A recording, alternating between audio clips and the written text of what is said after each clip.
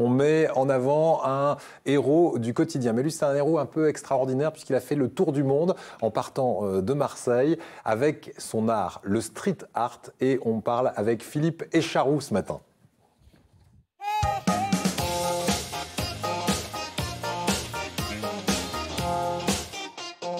Bonjour Philippe Écharoux, merci d'être avec nous.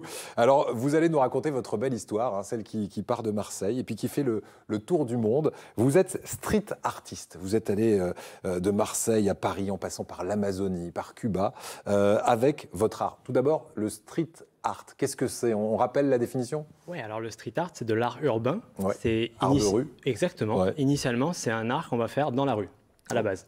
C'est-à-dire que maintenant, ça a une image différentes formes. Hein. Voilà, maintenant, ça a une image de peinture, graffiti, mais quelqu'un qui jongle dans la rue, c'est une forme d'art dans la rue. Donc moi, j'ai une vision très globale de l'art urbain, en tout cas. Et vous, votre spécificité, c'est les images que l'on va projeter, notamment comme on en voit derrière nous, des images que l'on projette sur des façades, parfois sur des montagnes, parfois sur des arbres en Amazonie, dans la forêt amazonienne.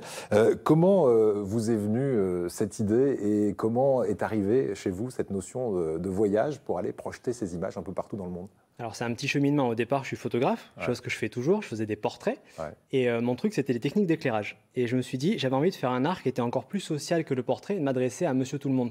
Au pêcheur qui est sur sa digue à Marseille le soir, je voulais m'adresser à des gens qui ne vont pas forcément dans des musées ou dans des galeries d'art. Et je me suis dit, il y a déjà des gens qui collent très bien, des gens qui gravent très bien. Je ne vais pas être interprète de ce qu'ils font. Si je fais de l'art dans la rue, il faut que je le crée à ma propre sauce. Et j'ai utilisé mon outil de prédilection, qui était la lumière, pour faire de l'art dans la rue, parce que ça avait un petit cahier des charges que je m'étais fixé. Je ne voulais pas laisser de traces, et du coup, je voulais être éphémère. Très bien. Donc ce sont des graffitis, mais projetés. Par exemple, toutes ces images que l'on voit, vous n'êtes pas allé faire du graffiti là quand on voit cette phrase en anglais sur ce pont. C'est quel pont ça? C'est le pont de Brooklyn. On est à Brooklyn, évidemment. Il est très reconnaissable.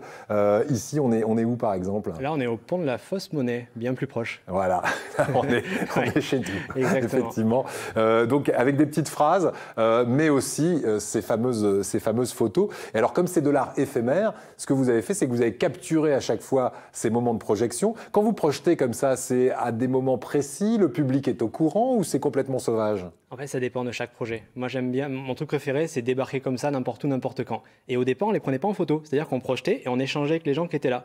Et on les prenait en photo avec le téléphone juste pour les montrer aux copains. Parce que c'est une sacrée infrastructure quand même, parce qu'il vous faut un matériel tout d'abord photographique au départ, puis après des projecteurs quand même suffisamment puissants que vous devez installer, etc. Donc tout ça crée sans doute le questionnement du public qui est dans le coin. Là. Oui, alors on a appris à miniaturiser tout et je me suis fait aider par des amis pour bidouiller un projecteur parce que j'avais pas les moyens de me payer un projecteur qui projetait très puissant. Ah, c'est du bricolage ce qu'on voit là. Tout est bidouillage. Tout est bidouillage.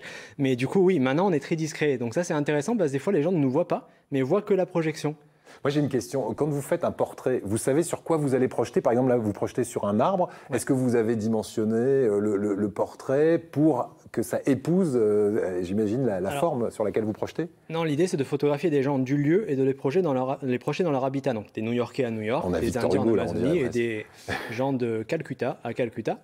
Et non, en fait, je photographie un maximum de gens, donc en leur expliquant pourquoi quand ils vont être projetés. Et ensuite, c'est un peu une rencontre avec le lieu. Par expérience, je sais que tel lieu va marcher pour une projection. Et après, on essaie plusieurs visages, mais plus on a de l'expérience, plus on sait que tel visage va marcher à tel endroit.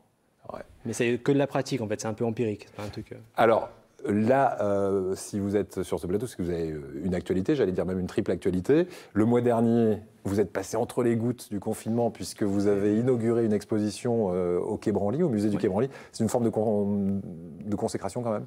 Je dirais pas consécration, je dirais que c'est une belle étape à titre d'artiste marseillais qui arrive à s'exporter et être dans un musée national. C'est très bien. Mais ce projet, il ne faut pas oublier qu'il est avant tout pour ces Indiens, donc les Surhuis, chez qui j'ai été. Et le but, on a appelé le projet Dans la mémoire du monde, c'est parce qu'un musée national, c'est une métaphore de ce qu'est notre mémoire.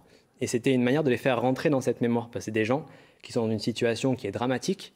Et donc, c'était une manière de faire parler d'eux à travers un musée qui les représente. Très bien. Et si je vous demande quel est votre plus beau projet à ce jour et le lieu qui vous a le plus marqué, ce serait cette forêt amazonienne et ces projections qu'on voit là C'est difficile, en fait. Enfin, disons, à titre humain, bien sûr, c'est le plus improbable. Mais le projet à Calcutta m'a tout autant marqué pour d'autres choses. Qu'est-ce qui se passait à Calcutta? On a été photographier des enfants qui sont dans la rue et qui ont accès à un soutien scolaire. Et c'était pour aider une association qui fait du soutien scolaire auprès de ces enfants. Donc, je dirais que chaque projet est marquant. Celui-là est marquant pour d'autres choses. Donc, mais pas plus ou moins marquant que les projets que j'ai fait à mes débuts à Marseille. Voilà, si vous souhaitez en savoir plus et allez vous régaler de ces images assez incroyables, parce qu'il faut imaginer que ce sont des projections, hein, on n'a pas trafiqué l'image. Non, on n'a pas taillé l'arbre, surtout pas. Voilà, ce sont des photos voilà, projetées sur des façades, sur des montagnes, sur des arbres comme ici. Et c'est Philippe Echaroux, vous tapez Philippe Echaroux dans un moteur de recherche et vous allez trouver énormément de documentation.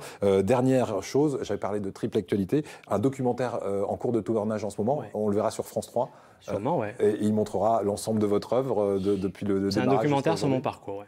Et un livre pour découvrir votre parcours qui s'intitule « Des bancs de l'école au musée » aux éditions Infine. Infine. Merci beaucoup. Merci à vous, Philippe Echaroux, de nous avoir rejoints. On va